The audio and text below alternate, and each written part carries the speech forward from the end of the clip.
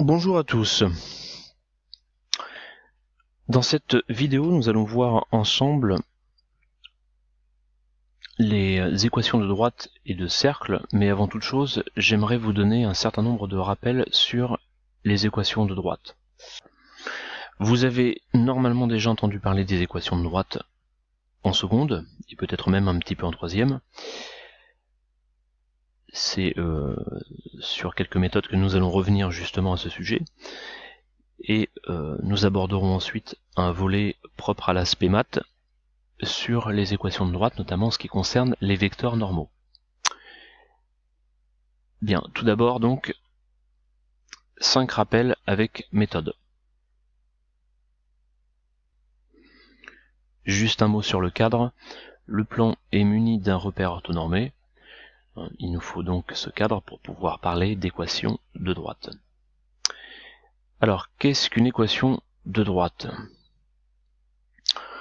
Eh bien voilà, c'est quelque chose comme ça, vous voyez, une égalité avec x, y et des nombres. Ça, c'est ce que vous avez en tête. Et je dirais que c'est la première idée de l'équation de droite, c'est-à-dire en fait mettre en relation deux variables qui sont en réalité l'abscisse et leurs données.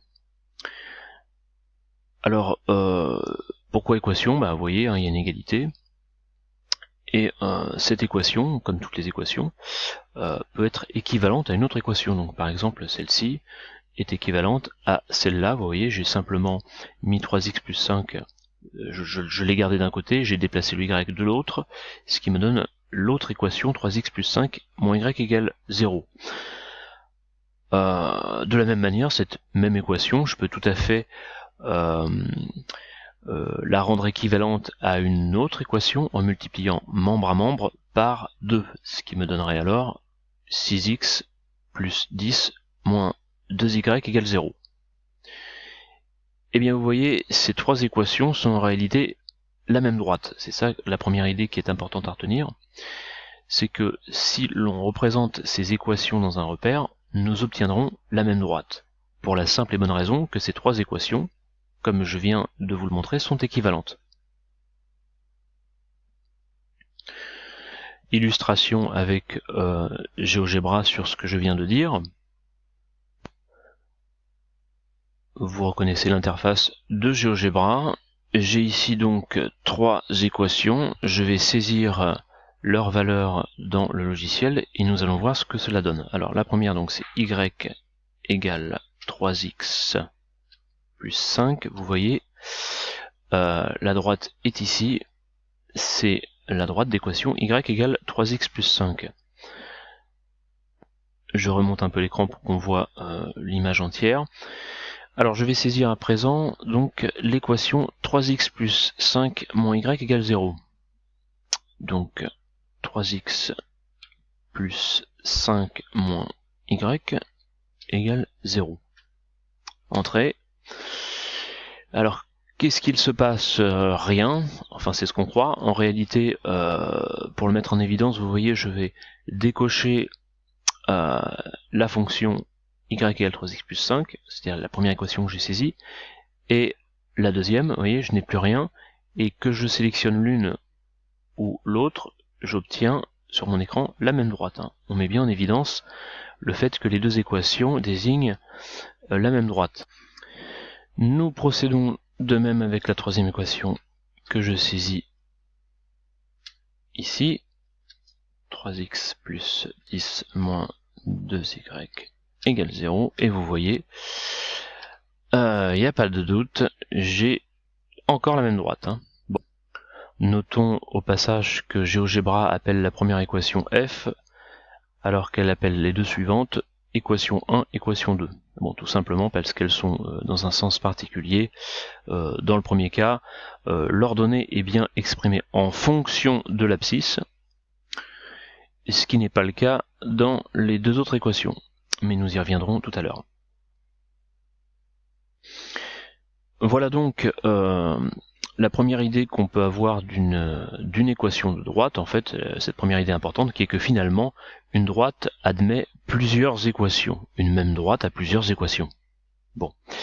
Et bien parmi ces équations, on pourrait en inventer encore plein d'autres. Il suffirait par exemple que je prenne celle-ci, là, vous voyez, je la multiplie par 10 de chaque côté, et j'obtiens 60x plus 60 moins 20y égale 0. En voilà une autre, etc., etc. En réalité, une droite a une infinité d'équations. Mais parmi toutes ces équations, en fait, certaines d'entre elles particulières vont nous intéresser. Notamment celle que vous connaissez depuis longtemps, qui est l'équation réduite.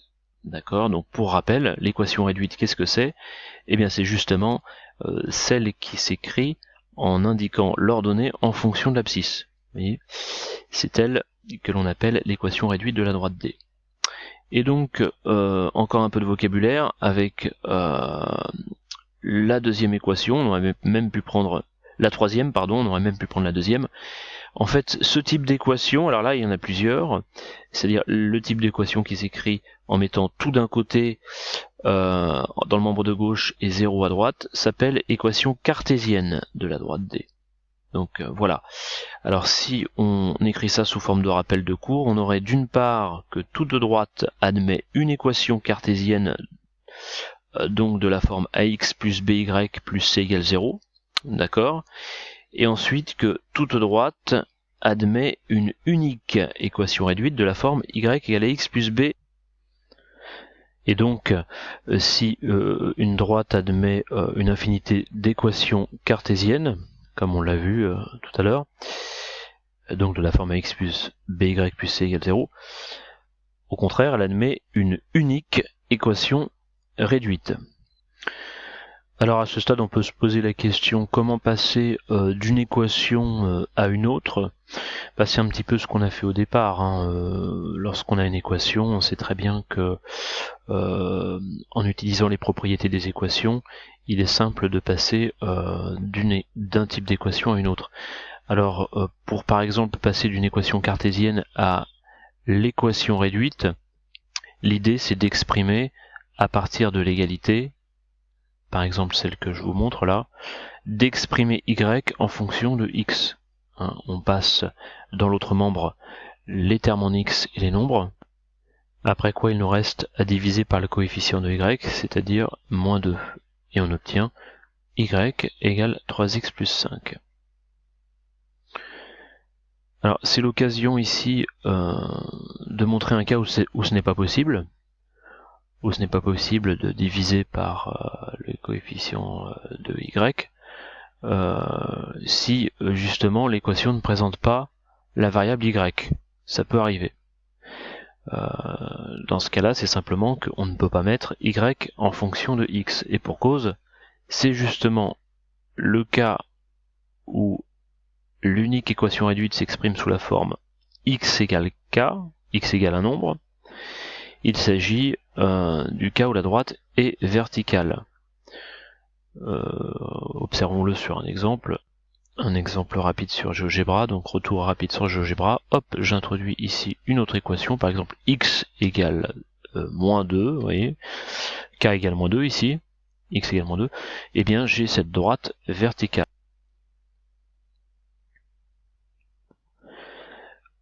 Voilà tout ce qu'il y a à retenir sur cette première série de rappels que j'ai intitulé une équation de droite. Qu'est-ce que c'est? Passons au deuxième rappel. Deuxième rappel, comment retrouver l'équation d'une droite étant donné 2 points? Alors ça, normalement, c'est quelque chose que vous savez faire.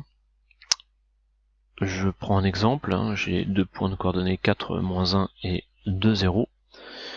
L'idée, c'est d'utiliser la forme réduite. Alors notre droite a pour équation y égale ax plus b, et de remplacer y et x par les coordonnées, l'ordonnée et l'abscisse de chacun des 2 points. Donc on a d'une part que moins 1 vaut a multiplié par 4 plus b, et d'autre part, avec le point b, que 2 égale a multiplié par 0 plus b. J'ai à chaque fois remplacé x et y par les valeurs des points, des coordonnées des points. Cela me donne un système de 2 équations à 2 inconnus, les inconnus a et b, que je vais trouver facilement en résolvant ce système. Alors ici encore plus facilement parce que j'ai ici directement la valeur de b, ce qui me permet d'avoir une unique équation réduite, ce qui est normal, j'ai qu'une possibilité, puisqu'on sait que par 2 points, il passe une unique droite. Donc voilà ce qu'on obtient. Après résolution de ce système très simple, l'équation réduite de la droite AB est y égale à moins 0,75x plus 2. Alors pour des systèmes un peu plus classiques ou plus compliqués, je vous renvoie à des exercices classiques que vous trouvez facilement dans les livres ou sur internet, en saisissant sur n'importe quel moteur de recherche résolution d'un système de 2 équations à 2 inconnues.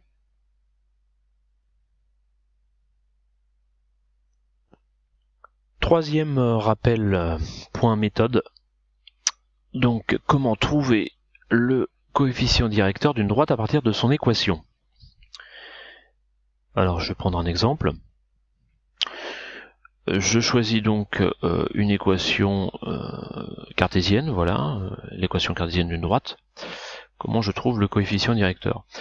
Eh bien, l'idée, elle est toute simple, c'est de se ramener à l'équation réduite, puisque lorsqu'on a la forme réduite d'une équation, le coefficient directeur n'est rien d'autre que le coefficient de y. Allons-y.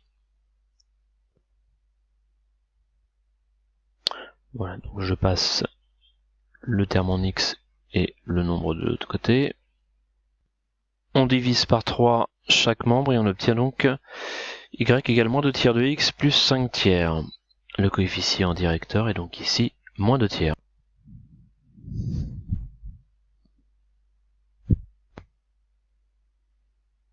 Quatrième rappel, comment retrouver les coordonnées d'un vecteur directeur d'une droite connaissant l'une de ces équations. Alors c'est une question très liée à la précédente, puisqu'en effet, connaissant le coefficient directeur, il est facile d'en déduire les coordonnées d'un vecteur directeur. Bon. Intéressons-nous à cet exemple. Une droite a pour équation y égale 2x plus 5, son coefficient directeur est donc 2. Je visualise 2x plus 5 tout de suite sur GeoGebra. Je vous rappelle que l'ordonnée à l'origine 5 se lit sur l'axe des ordonnées, et que le coefficient directeur de la droite n'est rien d'autre que son taux d'accroissement, lequel se lit facilement en choisissant 2 points d'abscisse successifs, c'est-à-dire d'abscisse distant de 1 unité. Par exemple, en choisissant A et B ici, avec la formule YB moins YA sur XB moins XA, donc ici, pas besoin de recourir à la formule, puisque les points sont simples et l'abscisse distant de 1. J'ai directement l'ordonnée, la différence des ordonnées qui vaut 2. Autrement dit, pendant que les abscisses évoluent d'un carreau vers la droite, ou d'une unité vers la droite, les ordonnées, quant à elles, évoluent de 2 unités vers le haut. Quant au lien avec le vecteur directeur, il saute aux yeux. Le vecteur AB est un vecteur directeur. Ses coordonnées sont 1, 2. Il est donc facile de passer du coefficient directeur au vecteur directeur. L'abscisse est toujours 1 et l'ordonnée correspond au coefficient directeur. Un autre moyen d'obtenir les coordonnées d'un vecteur directeur connaissant cette fois une équation cartésienne d'une droite. Alors je prends ici un autre exemple. Alors je vous propose de travailler sur cet autre exemple. On part d'une équation cartésienne d'une autre droite, d'accord. Bon, bien sûr, je pourrais chercher l'équation réduite et refaire la méthode qu'on vient d'appliquer. On peut aller beaucoup plus vite en utilisant la propriété que lorsque on a une équation cartésienne écrite donc sous la forme ax plus by plus c égale 0, le vecteur de coordonnées moins ba est un vecteur directeur. Droite. Je vous retrouve dans une autre vidéo pour la suite.